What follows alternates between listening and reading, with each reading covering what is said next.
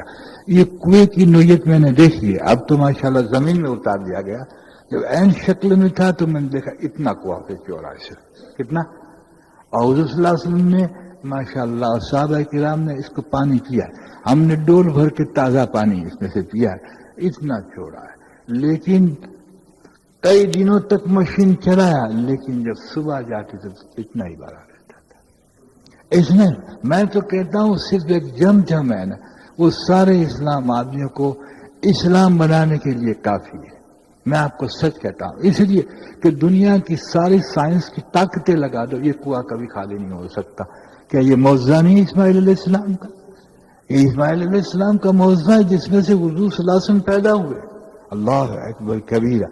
لیکن دوستو بزرگو معاف کرنا آپ کتنی ہاسپٹلیں چل رہی ہیں وہاں پر، لیکن ہاسپٹلیں چمک رہی ہیں، پانی برکت کے لیے پیتا ہے، آدمی شفا کے لیے نہیں پیتا. جی کیوں؟ کہ اللہ جب نفس کا یقین ٹوٹ گیا، نفس کا یقین ٹوٹ گیا. دوا اور گولی میں طاقت ہے لیکن زمزم میں شفا. اور جس نیت سے حضور صلی اللہ علیہ وسلم فرماتے تم زمزم پیو، اللہ پاک اس کو پورا فرمائیں گے، اللہ پاک اس کو پورا فرمائیں گے. لیکن اس کا استفادہ ہم کتنا اٹھاتے؟ اس کا جواب یہ کہ نہیں، نفسانیت والے نفع نہیں اٹھا سکتے، اس کا نفع روحانیت والے اٹھا سکتے، اس کا نفع روحانیت والے اٹھا سکتے. میں آپ کو بالکل حقیقت کہتا ہوں، اس لیے کہ روحانیت والا جم سکتا ہے اور نفسانیت والا نہیں جم سکتا. تو میں نے کہا جس خاکے میں ہم عقیدت رکھتے ہیں اور وہاں نفس ہمیں بدل دیتا ہے، زبان سے عقیدت ہم رکھتے ہیں کہ حضرت محمد صلی اللہ علیہ وسلم کے طریقوں میں کامیابی ہے اور اللہ کی بات ماننے میں کامیابی ہے، جی ہاں، اور غیروں کی باتیں ماننے میں ناکامی ہے. اس کا تمدن، اول تو تمدن ہے کا ان کا کلچر اور ان کا جو خاکے ہیں اس میں ناکامی ہے، لیکن طبیعتیں اس کی طرف کھینچی جاتی ہیں. دوست تو کہتا ہے میں گناہ گار ہوں، نہیں گناہ گار، ایسی بات نہ کر، نفس تجھ پر حاوی ہے اور نفس ہمیشہ نہ سمرے تو خواہشات کا پابند ہے اور غیر کا غلام ہے. جتنی لطف اس کو سوٹ پہننے میں آتی ہے اتنی اس کو لنگی پہننے میں، تہمت پہننے میں نہیں آئے گی، یا پیجام پہننے نہیں آئے گا. اس کو میں آپ کو سچ کہتا ہوں، یہ حقیقت ہے. اس لیے کہ آدمی لطف تو اٹھاتا، جتنا کلین شیو میں اس کو لطف آتی ہوگی آئینے میں دیکھ کے اچھا لگتا. بیوی کہتی ہے بہت اچھے لگے، یہ کیا ملا جیسی داڑھی رکھا. میرے پاس تو کیسی ساتھ ہے کہ حضرت محمد صلی اللہ علیہ وسلم کی سنت ہے کہ ہمیں فقیر تھوڑا بننا. تو آدمی کہاں چلا؟ اس لیے کہ بیوی کو چمکدار چہرہ چاہیے یوروپین جیسا، اس لیے چاہتے. پرسوئی میرے پاس شخص آیا، مجھے کہنے لگا ایسا میری بیوی کہتی ہے داڑھی منڈوا دے. داڑھی تو نے کیوں رکھی ہے؟ اور پھر کہنے لگا مجھے کہتی ہے کہ سنیما لے چل اور ٹی وی میرے لیے خرید لے. یہ کیا تو نے تماشا کر رکھا؟ میں مسلمان کا کلمہ پڑھتی ہے. کیوں؟ ہمیں درد ہے کہ نفسانیت عروج پہ، نفس غیر کا ہی نقشہ چاہتا ہے جس میں آزادی ہے، پابندی نہیں ہے، اور غیر کے نقش میں آزادی ہے لیکن بھیتر میں انسان کی ہلاکت ہے اور دوزخ کی پابندی ہے. اس لیے میں نے کہا دوستوں ہم کہیں نہ جائیں، میں بھی کہا نہ جاؤں، اپنی ذات کی طرف جائیں کہ ہم اپنی ذات کو، نفس کو کنٹرول کر کے کتنا احکامات الہیہ اور حضور صلی اللہ علیہ وسلم کے طریقے پہ چلا رہے بس. اس لیے اللہ رب العزت نے اس کی کامیابی کے لیے کی انبیاء علیہ الصلوۃ والسلام دیے، اس لیے کہ اللہ ناکامی کو جانتے ہیں. جس کی ناکامی اللہ نے بیان کی وہ خدا پاک کی قسم آپ کو پتہ ہے، کہتے ہیں حضرت عیسیٰ علیہ السلام فرماتے ہیں کہ تمہیں پتہ ہے خدا کی ناراضگی سے دوزخ خود کانپتی ہے. ساری دوزخیں، آپ کو دوزخ کا پتہ، ایک چنگاری، جیسے آج آپ جانتے ہیں ایٹم بوم کی ایک چنگاری اگر لوہے کے ستون پہ پڑ جائے تو پگھل کے پانی ہو جاتا ہے، یعنی پگھل کے رہ جاتا ہے. ایٹم ذرے کو کہتے ہیں. آج ایٹم بم کی ناگاشیکا کی ایٹم بم کی طاقت سے کئی گنا طاقت ہو گئی ہے. اگر آج دنیا میں ایٹم بم اور ہائیڈروجن استعمال کیے جائے تو کوئی زیرو دنیا پہ باقی نہ رہے. لیکن یہ کہتے ہیں یہ کچھ نہیں ہے، ایک چنگاری دنیا میں اگر پڑ جائے تو بس کسی کا رہنے کا مسئلہ ہی نہیں رہتا. ایک چنگاری تو وہ ہر خاکے کی ناکامی سے اس کو سجایا گیا ہے. بچھو ہے تو خچر کے برابر، سانپ ہے تو کئی کئی مائل کے، جو انسان کو اندر لے کے جلا کے خاک کر دے اور مرے گا نہیں آج۔ سمندر آگ کے ہیں جس میں چھوڑا جائے گا تو 70 سال کے بعد وہ اس کے پینجے میں پہنچے گا، ایسا آگ کا سمندر، اور 70 مرتبہ پوسٹ بدل دیں گے لیکن مرے گا نہیں۔ کہا جی ہاں، اور اس کو گندک کے لباس پہنائے جائیں گے، اور اس کا ہونٹ جب اس کو پیپ کا پانی، یہ تو میں مسلمان کی بات کر رہا ہوں، کافر کی نہیں، جو بعد میں دوزخ میں سے نکلنے والے ہیں، اللہ اکبر کبیر، اس کا ہونٹ نیچے آ جائے گا، اوپر کا ہونٹ اوپر چلا، آتے کٹ کر نکل جائیں گے۔ اتنی بڑی ناکامی ہے، اس لیے اللہ نے انبیاءوں کو بھیجا کہ ان کو بتاؤ، بشیروں و نذیرہ کہا حضور کو، بشیروں و نذیرہ، ڈرانے والا، ڈراؤ تم، اور پھر علم سے صرف نہیں ڈرایا، مشاہدے سے ڈرایا، کہ کل کو یوں کہہ دے کہ حضرت محمد صلی اللہ علیہ وسلم نے علم سے ڈرایا، ہمارا عقیدہ ہے کہ آپ کا علم صحیح ہے، لیکن علم سے ڈرایا کہ دوزخ ایسی ہے اور جنت ایسی ہے، لیکن پھر معراج پہ بلایا کہ دکھاؤ میرے محمد صلی اللہ علیہ وسلم کو، تاکہ معراج میں جا کر بتا دے کہ میں نے مشاہدے سے ڈرایا تھا، میں دوزخ دیکھ کے آیا ہوں، میں دوزخ دیکھ کے آیا ہوں، ساری دوزخ دکھائی، ساری جنت دکھائی، اپنی امت کو خبر کر۔ کیوں ڈرایا؟ ہمارے آقا تو بہت بڑے، ہماری بخشش ہو جائے کہ ضابطہ وہ ضابطہ ہے، جو میرے محمد صلی اللہ علیہ وسلم کو دیے ہوئے ضابطے پہ نہ چلے وہ محمد کا نہیں ہے، اس کی کیسی میں بخشش کروں گا؟ اور حضور فرمایا کہ جو، یعنی آپ کی تعلیم کا مفہوم بیان کرتا ہوں کہ جو اللہ کے احکامات پہ نہ چلے وہ، آپ دیکھ لیے جگہ جگہ کا فرش میں میری امت میں نہیں ہے، کئی اعمالوں پھر کہا، لیکن نس اس کا تاثر نہیں لیتا۔ ہاں، نس کراچی کی جیل کا اثر لیتا ہے کہ جیل میں پڑ جاؤں گا، آبرو ختم ہو جائے گی، عزت ختم ہو جائے، ٹھیک ہے، اور وہاں روٹی طبیعت کی ملے گی، مشکل ہو جائے، اتنا دوزخ سے، جیل سے ڈرتا ہے، کاش اتنا دوزخ سے ہی نفس ڈل دیتا تو انقلاب پیدا ہو جاتا ہے۔ پولیس کی مار سے ڈرتا ہے لیکن وہاں کی مار سے نہیں ڈرتا۔ میں نے یہ کہا کہ تاثر کے اعتبار سے میں اور آپ اپنے نفس کا محاسبہ کریں کہ ہم کہاں جا رہے ہیں، ہم کہاں جا رہے ہیں، جی ہاں، کہاں ہم جا رہے ہیں۔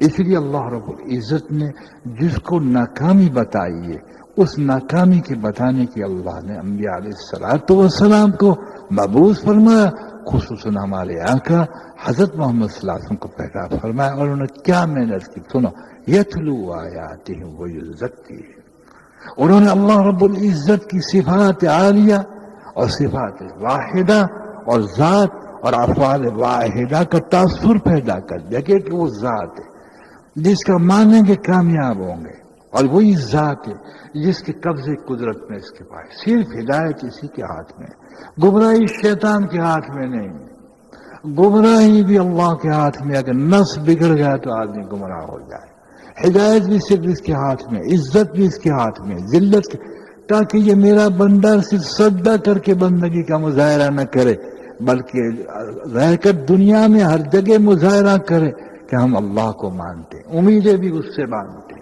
سوال بھی اس سے کرتے ہیں، مانگتے بھی اسی سے ہیں، عزت بھی اسی میں دیکھتے ہیں، ذلت بھی اسی میں دیکھتے ہیں، موت بھی اسی میں دیکھتے ہیں، اور حیات بھی اس میں دیکھتے ہیں، صحت بھی اس میں دیکھتے ہیں۔ یہ تاثر یتلو آیاتہ ویزکیہم پہ تزکیہ کیا، کس کا؟ نفس کا، نفس کا تزکیہ کیا، ان میں سے ساری برائیاں نکالنے کی محنت کی اور کرائی۔ جب تزکیہ میں یہ پارسا ہو گیا دوستو بزرگوں، تو ان کی زندگیوں میں انقلاب ہوا۔ ہم نے اپنے نفس کا تزکیہ کیا، ہم نے کپڑا دھویا ہے، میلا ہوا، برتن دھویا ہے، میلا ہوا ہے، جی ہاں، مکان کو دھویا ہے، ہر چیز کی صفائی کی، لیکن میں آپ سے بتاتا ہوں کہ کہیں ہم نے کاسٹک سوڈا استعمال کیا، کہیں صابن استعمال کیا، کہیں فینائل استعمال کیا، جو بدبودار چیزیں ہیں اور تیز چیزیں، لیکن کبھی نفس کے لیے ریاضت کی آگ ہم نے استعمال کی، مجاہدے کی تکلیف استعمال نہ کی۔ تو آپ مجھے ثابت کر دیے قرآن حدیث کے مجاہد اور ریاضت کے بغیر اگر نفس بنتا ہو تو مجھے ثابت کر دیجیے، ثابت آپ مجھے کر دیجیے، جی ہاں۔ اس لیے انسان پہ جو احوال آتے ہیں وہ کیا ہے؟ وہ اللہ کا خصوصی کرم ہے کہ انسان کو دنیا میں اللہ اس کی نفس کو پیٹ کے اچھا بنا دے، جنت کے قابل بنا دے۔ ہاں، غضب سے کوئی چیز آئے وہ تو خطرناک ہے، اس میں ناراضی ہوتی ہے کہ اللہ کا غضب ہے، وہ ظالم پہ آتا ہے، اور ظالم پہ دیر سے آتا ہے۔ اس کی علامت یہ کہ ظالم کو خود مزہ اڑانے دیتے ہیں، پھر اس کو پکڑتے ہیں کہ اللہ کا غضب ہے۔ لیکن جب انسان اپنی طبیعت کے اعتبار سے نفس کو سنوارنے کے لیے مجاہدے میں نہیں ڈالتا اور اس کو اللہ کو جنت دینا ہے، تو اس پہ حالات آپ دیکھیں 10 سال سے بیمار ہوں، کیوں ہے؟ خدا کو کوئی شوق ہوتا ہے تیرا بھلا ہو تیرا، لیکن اللہ والوں کو جو تکلیف آتی ہے تو اس کے درجے بلند کرنے کے لیے آتی ہے۔ ورنہ کوئی کہتا ہے کہ میں دکھ میں مر رہا ہوں، کوئی کہتا ہے ایسا سانس نہیں لے سکتے، کہ کیوں؟ کہ اللہ کو کیا شوق ہوتا ہے؟ خود خداوند قدوس فرماتے ہیں کہ تمہارے اعمالوں کی وجہ سے تکلیف آتی ہے، چنانچہ پھر اللہ اس کو بناتے۔ لیکن سہل راستہ یہ ہوتا ہے جو اختیاری انسان مجاہدہ کرے گا، اختیاری، جیسے گھوڑے کو کنٹرول کرنے میں ہم کیا کرتے ہیں میاں؟ دیکھیں پھول کے ہار لے کے اس کو پہنا کے چل بیٹا کرتے ہیں کہ چابک مارتے ہیں؟ نہیں، مجھے آپ بتائیے، گائیں بدماشی کرے تو کیا کرتے ہیں؟ بکری بدماشی کرے بھاگنا چاہے تو کیا کرتے ہیں؟ لڑکا آزاد ہو جائے تو کیا کرتے ہیں؟ حلوہ کھلاتے، پکڑ دو چار ٹھوک لگے نہیں ٹھوک، کہ کیوں کہ نفس ٹھیک ہو جائے۔ لیکن ہماری ذات کو ہم کچھ نہیں کرتے، سبحان اللہ۔ اور پھر اس پر اطمینان ہے کہ ہم بنے ہوئے، تو بنے ہوئے اور بگڑے ہوئے کا مسئلہ تو جس کی طرف منسوب ہو نہ ہو، لیکن میں اپنی ذات کی طرف جاؤں کہ صبح سے شام تک میرا معاملہ کیا ہے، معاملات میں کیسا ہوں، اخلاق میں کیسا ہوں، عبادت کے میں کیسا ہوں، یقین میں کیسا ہوں، پڑوسی کی حیثیت سے کیسا ہوں، بیوی کا شوہر کیسا ہوں، ماں باپ کا بیٹا کیسا ہوں، بھائی کا بھائی کیسا ہوں، بہن کا بھائی کیسا ہوں، دوست کا دوست کیسا ہوں، تو ہر منزل پہ پتہ چل جائے گا کہ تو ایسا دیکھ، ہر منزل پہ پتہ چل جائے گا تو کہ ایسا ہے۔ یہاں تک رسول پاک صلی اللہ علیہ وسلم نے فرمایا کہ جس نے پڑوسی کو دکھایا اس نے مجھے دکھایا، اور جس نے مجھے دکھایا اس نے اللہ کو دکھایا۔ فرمایا اللہ اس کے 2 ٹکڑے کر کے جہنم میں ڈال دے گا۔ مجھے آپ بتائیں، اللہ ماشاءاللہ کون پارسی ہے جو پڑوسی کو نہ دکھاتا؟ مجھے آپ بتائیے، مجھے آپ بتائیے۔ یہاں تک آیا ہے ماشاءاللہ کہ اس شخص کا ایمان کہاں جو خود پیٹ بھر کے کھا لے اور بھوکا پڑوسی بیٹھا ہوا۔ اللہ اکبر، یعنی ایک عمل پر یہ خاکہ ہے، باقی تو حضور صلی اللہ علیہ وسلم نے خدا جانے کئی سو اعمال اخلاق اور معاملات کے اعتبار سے جتائیں، جس میں جو میں نے مختصر سے عرض کیا ویسی ناکامی کی خبریں دیے، اور یہ سب نفس کرتا ہے۔ اور کون کرتا ہے مجھے بتائیے؟ نفس ہی کرتا ہے، ظلم نفس کرتا ہے، جی ہاں، مال بھی نفس کھا جاتا ہے، بلیک میل بھی نفس کرتا ہے، بہتان بھی نفس باندھتا ہے کہ شیطان باندھتا ہے، وہ تو وسوسے دیتا ہے۔ شیطان کو کوئی حق نہیں ہے، مکلف نہیں کہ ہاتھ پکڑ کے کر لے، مکلف تو ہم ہیں، ذمہ دار تو ہم ہیں۔ اللہ ہم سب کو بچا، سب کچھ نفس تو ہی کرتا ہے، سر بھی نفس پھاڑ دیتا ہے، ڈاکہ بھی نفس ڈالتا ہے، غلط رشوت بھی نفس لیتا ہے، سب نفس ہی تو کرتا ہے بابا۔ تو جب یہ سب کچھ کرتا ہے تو معلوم ہوا کہ اس پر اللہ کی نہیں چلتی، حضور صلی اللہ علیہ وسلم کی نہیں چلتی، نفس کی چلتی ہے۔ یہ اپنا خود دشمن ہے، اور جو اپنا دشمن ہے وہ سب کا دشمن ہے۔ اس کی سلام میں بھی مطلب ہوگی، میں آپ کو سچ کہتا ہوں، ہاں اس کے ہاتھ ملانے میں بھی مطلب ہوگی۔ جب نفس عروج پہ ہوتا وہ اخلاص نہیں ہوتا، وہ مخلص نہیں ہوتا، اور جو مخلص نہیں وہ قبول نہیں ہوتا۔ اس لیے دوستو، جیسے میں نے اگلے جمعے پہ بھی نفس کے لیے بات کی تھی، آج بھی میں اپنی نفس کو سامنے رکھ کے بات کہتا ہوں کہ ہم اپنی ذات کے نگاہ باز بنیں، اپنی ذات کے چوکیدار بنیں، دوسروں کے پر نگاہ رکھ کے اپنی ذات کو نہ بھول جائے۔ سیدنا عمر رضی اللہ تعالیٰ فرماتے کسی کی طرف کیا نگاہ کرتا ہے، ایسا نہ کہ تو اپنی ذات کو بھول جائے، ہے نا، اپنی ذات کو بھول جائے، بلکہ اپنی ذات کو جو نہیں بھولتا وہ بنتا ہے، اور دوسری کی ذاتوں کو تنقید کرتا ہے۔ اللہ معاف فرمائے، خدا معاف فرمائے۔ امام غزالی رحمۃ اللہ علیہ فرماتے تکبر کیا ہے؟ اللہ مجھے بھی تکبر یہ کہ تو کسی کو برا سمجھے، اس کا معنی ہے کہ تو اچھا ہے، یہ جو تکبر ہے، تو کسی کو برا سمجھے اور اپنے آپ سمجھے، اور تو یہی تکبر ہے کہ تو اس کو برا سمجھتا ہے، اپنے آپ سے سمجھتا۔ اسی لیے اللہ رب العزت جب نفس ہمارا بنے گا دوستوں بزرگوں تو حقائق اجاگر ہوں گے، حقائق اجاگر ہوں گے۔ آپ دیکھیے ماشاءاللہ، جب کہ تاتاری کس کو کہتے ہیں؟ یہ ترکی ہے نا، ترکی قوم ہے نا ہمارے مسلمان بھائی، یہ تاتاری تھے۔ تاتاری آپ دیکھیے، تاتاری کے ہلاکو پہاڑ پہ چڑھ کے کیا کہتا ہے، یہ کافر تھے، اے مسلمانوں کے اللہ، مسلمانوں نے ہم پہ ظلم کیا، کیونکہ مسلمان صرف اخلاق کو چھوڑ چکے جیسے آج ہم چھوڑ چکے، نہ کسی پہ رحم کھانا، ظلم کی انتہا نہیں، اللہ معاف کرنا، اور فرقہ بندی، فلاں یہ ہے، فلاں ایسی زبان کا، توبہ توبہ تو امت ہی نہ رہی، سرا جائی میں کر گئے۔ یہ نہیں کہ سب بھائی ہیں ہم، فلاں قوم کا یہ سنی ہے، یہ پاکستانی ہے، ہندوستانی ہے، وہاں کا یہ فلاں، کیا تشریح بیان کیا، آپ سمجھدار سب جانتے۔ کہا اے اللہ مسلمانوں نے ہم پہ ظلم کیا، تو ہماری مدد کر۔ اب تواریخ والوں کو اور اہل اللہ کو پوچھ سکتے ہو، چنانچہ اللہ رب العزت نے مسلمانوں نے جو کافر پہ ظلم کیا تھا، ایسی ان کی پٹائی کی کہ یا کہتے ہیں کہ جیسے نالیوں میں پانی بہتا تھا اس طرح مسلمانوں کے خون بہتے تھے، اور اس طرح بزدلی تھی کہ ایک تاتاری جو مسلم کو پکڑتا تو یوں کہتا کھڑا رہ جا، میں خنجر یا تلوار کو بھول گیا ہوں، تو وہ لینے جاتا تھا تو یہ بھاگتا نہیں تھا، اتنی ہمت تھی۔ اس قدر ناکامی جب ہوئی، لیکن ایک مرد مجاہد جو نفس پہ غالب تھا اور روح اور قلب کو اجاگر کر رہا تھا، سہروردی خاندان کے ایک ولی اللہ ہلاکو کے پاس جا کے دعوت دی، ایک ہی جان۔ اس وقت یہ بادشاہ ہو چکا تھا، مسلمان مغلوب ہو چکے تھے، ہار چکے تھے، وہ جا کر اس نے دعوت دی کلمہ الہ الا اللہ، اللہ رب العزت کی طرف بلایا، نبی پاک صلی اللہ علیہ وسلم کے رسالت کو بلایا۔ وہ ہنس پڑ کر کتا برابر میں پالا ہوا بڑا تھا، کہا یہ بتا تو مسلمان تم بہتر ہے یہ کتا بہتر؟ اب سن لیجیے ان کی نفسوں کا، سن لیجیے۔ یہ نہیں کہا کہ میں ایماندار ہوں، میں لا الہ الا اللہ پڑھتا ہوں، حضور کا غلام ہوں، کیا کہا، کیا کہتے ہیں، سن لینا میرے لیے آپ کے لیے۔ فرمایا ہلاک ہو، اگر ایمان کے ساتھ جاؤں تو میں بہتر ہوں، اگر ایمان کے ساتھ نہ جاؤں تو یہ کتا تیرا بہتر ہے۔ ہلاک پر اتنا اثر ہوا کہ وہ بھی مسلمان ہو گیا کہ یہ ہے مسلمان۔ جتنوں کو کاٹا تھا وہ نام کے تو تھے، کام کے نہیں تھے، اصل یہ مسلمان ہے۔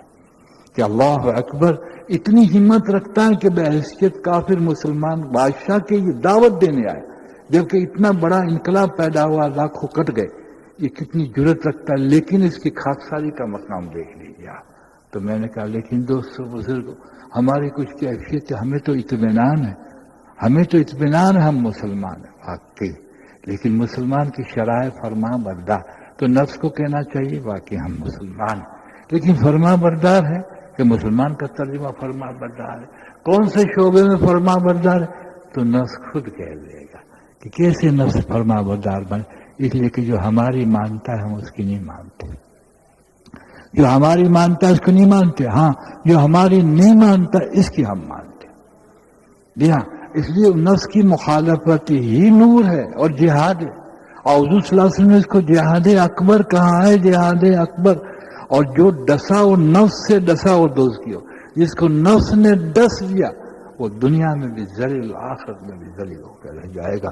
جی ہاں، اس لیے حضرت محمد صلی اللہ علیہ وسلم وَيُزَكِّهِمْ، ایسا نفس کو بنا دیا، اب ان کی ہر شعبے میں جائے تو انسان حیران ہو جاتا ہے، کافر حیران، ان کی سخاوت میں سویا میں جائے، اس کی صداقت میں جائے، اور اس کی دیانت داری میں جائے، اس کی عبادت میں جائے۔ جہاں بھی صحابہ کی ان خاکوں کو، ان کی نفسوں کو جھانچے تو انسان کو سمجھ میں بھی نہ آئے کہ انسان بھی ایسے ہوا کرتے۔ میں آپ کو سچ، یعنی سمجھ میں نہ آئے کہ ایسے بھی انسان ہوا کرتے، اس معیار پر اللہ رب العزت کے محبوب کے ذریعے سے اللہ نے پہنچا دیا، اور یہ قرآن اور احادیث کا ضابطہ تھا، وہی اللہ ہے، اس میں کوئی فرق نہیں۔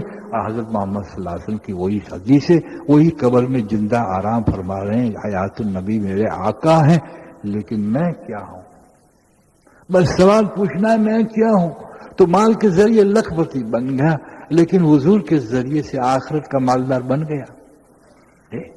تو سماج میں لوگوں کو مال کھلا کے پیارا ہو گیا، جو خوش آمد کرتے تو اللہ کو پیارا ہو گیا۔ اس زمین پہ انسان اللہ کا محبوب نہیں، اور اس زمین پہ اللہ جس پہ راضی نہیں، اور حضور راضی نہیں، خدا پاک کی قسم لعنت ساری شکلوں کو کیا کرنا ہے ان چیزوں کو۔ یعنی ایک اعتبار سے کہتا ہوں، ورنہ یہ بھی نعمت ہے جو اللہ اس لیے دیتے ہیں کہ یہ نعمت دینے کے والے کی طرف متوجہ ہوتا ہے۔ اس لیے خداوند قدوس نے مشاہدہ غیب میں لے کے مانا، غیب میں لے کے سچ بات، لیکن یؤمنون بالغیب کہا ہے، لیکن مشاہدے کو غیب کی طرف کھینچا ہے کہ تم آسمان کو دیکھ لو، جب اتنا آسمان ہے تو ہم نے جو آخرت کا کہا ہوگا وہ معاملہ کیا ہوگا؟